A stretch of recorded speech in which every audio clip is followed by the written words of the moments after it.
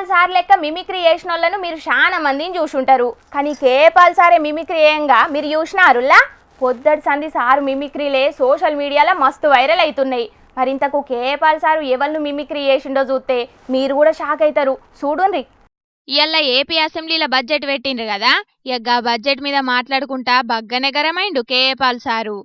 ఈ రోజు ఆంధ్రప్రదేశ్ బడ్జెట్ మహిళలకి ఏముంది, నిరుద్యోగులకి ఏముంది, రైతులకి ఏముంది?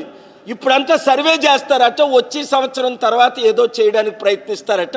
2027లో జమిలీ ఎలక్షన్స్ వచ్చే ముందు మరొక డ్రామా ఆడతారు. స్టీల్ ప్లాంట్ కానీ అప్పులు సర్వనాశనం అయిపోయింది.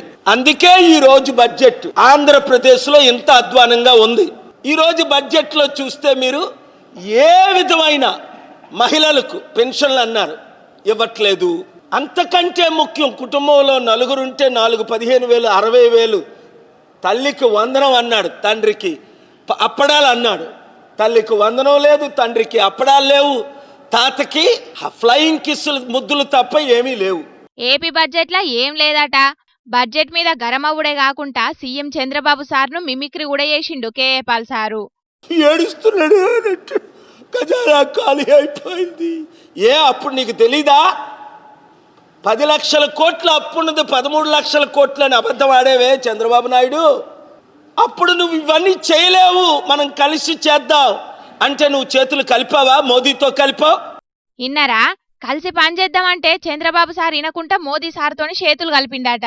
ఇక డిప్యూటీ సీఎం పవన్ అన్న గురించి మాట్లాడుకుంటా గీ తీరుగా గరమైండు. ఆ సిగ్గులేని పవన్ కళ్యాణ్ ఆడు యూజ్లెస్ ఫెలో, వాడు రాష్ట్రాన్ని సర్వనాశనం చేశాడు. అందుకే వాడు సోల్జర్స్ అందరూ వాడిని తిడుతున్నారు. ఏంది సారు గంత మాట అంటిరి అని ముంగటున్నోళ్ళు పరిశాన్ అవుతుంటే పవన్ సార్ను కూడా మిమిక్రీ చేసిండు కేపాల్ సారు. నువ్వు మందు 50 రూపాయలది 150 రూపాయలకు అమ్ముతున్నావు, కడుపులు కొడుతున్నావు అని మందు గురించి కూడా కామెంట్ చేశాడు పవన్ తమ్ముడు. ఇప్పుడు వాళ్ళెంతకు అమ్ముతున్నారు? కల్తీది వాళ్ళకంటే దారుణంగా అమ్ముతున్నారు. 30,000 మంది మహిళలు, చిన్న అమ్మాయిలు మిస్ అయిపోయారు. మేము రాగానే వాళ్ళందరినీ తీసుకొస్తాం అన్నాడు పవన్. ఈరోజు 30,000 అమ్మాయిల గురించి ఒక్కరోజైనా మాట్లాడా? సనాతన ధర్మం అంటూ దేశం అంతా తిరుగుతున్నాడు. రోజు మోదీని తిట్టేవాడు, ఇప్పుడు సనాతన ధర్మం అనే తిడుతున్నాడు. మోదీ అజెండా వేరా, చంద్రబాబు నాయుడు అజెండా వేరా, పవన్ కళ్యాణ్ అజెండా అందరికీ తెలుసు. ఇప్పుడే బీజేపీ సెంటర్లో ఓడిపోతే వెంటనే బయటకు వచ్చేస్తాడు పవన్ కళ్యాణే. నేను అన్నాను కదా, నేను ముస్లింని అన్నాను కదా, నేను బీఫ్ తిన్నాను కదా, క్రిస్టియన్, నేను జోర్డన్లో బాప్టిజం తీసుకున్నాను కదా, నా పిల్లలు క్రిస్టియన్స్ అన్నాను కదా. వాళ్ళని పరీక్షించడానికే బీజేపీతో నేను చేతులు కలిపాను. అసలు నేను సనాతననే కాదు, నేను సెక్యులర్ని అంటాడు పవన్ కళ్యాణ్.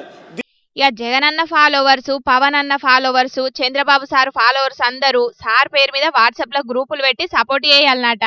అప్పుడు సార్ అధికారంలోకి వచ్చి అభివృద్ధి చేస్తాడట. మరోసారి కావాలా మీకు? Jagan followers, Pawan Kalyan followers, Chandrababu followers, Lokesh కలగ ఫాలోవర్స్ లేరు. ఇప్పుడైనా వినండి. 7569441275కి మీరు వాట్సాప్ గ్రూపులు పెట్టండి. రాజ్యం మందే, అధికారం మందే, మీరు నేను కలిసి పనిచేస్తే. ఇక జగన్ అన్న అసెంబ్లీ కోతలేడు కదా, గా ముచ్చట మీద కూడా గిట్లా మాట్లాడిండు.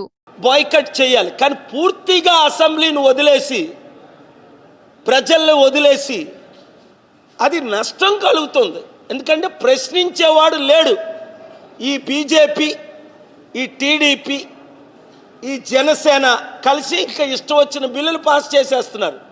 నేను అసెంబ్లీలోకి వెళ్ళడానికి నాకు అవకాశం లేదు. నేనైతే ఒక్కడినైనా వెళ్దును, అసెంబ్లీని ముట్టడించినట్టు చేద్దును. పార్లమెంట్కు ఒక్కడిని వెళ్ళినా 542 మందిని నిలబెడుదును. నా సలహా ఏంటంటే జగన్ తమ్ముడికి, నువ్వు అసెంబ్లీకి వెళ్ళు, ఎవరి సలహాలో వినొద్దు, సొంత బుర్ర వాడు, పోరాడు, తప్పులేదు. వాళ్ళే జోకులు వేస్తారు, వాళ్ళకి ఇంకో పని లేదు, వాళ్ళు ఏయో స్టోరీలు చెప్తారు, వాళ్ళకి ఇంకో పని లేదు, విను, పర్వాలే. కానీ పోరాడు ప్రజల కొరకు. అసెంబ్లీ ఎమ్మెల్యే అయింది అసెంబ్లీకి వెళ్ళడానికి. గిదైతే కరెక్ట్ మాట్లాడిండ్రు సారు. మనకు ఓట్లేసిన జనాల కోసమైనా అసెంబ్లీకి పోవాలి. మరి పాల్సార్ మాటలు విన్నాకనన్నా జగనన్న అసెంబ్లీకి పోతాడో లేకపోతే ఏం చేస్తాడో గాని ఇక మొత్తానికి ఇవాళ 2 మిమిక్రీలతోని 4 పంచ్ డైలాగులతోని బగ్గనే వైరల్ అవుతున్నాడు పోన్రి పాల్సారు. దీన్ని మీరు 3 కోట్ల మందికి వైరల్ చేసుకోండి. ఆ 30 సెకండ్ల బయట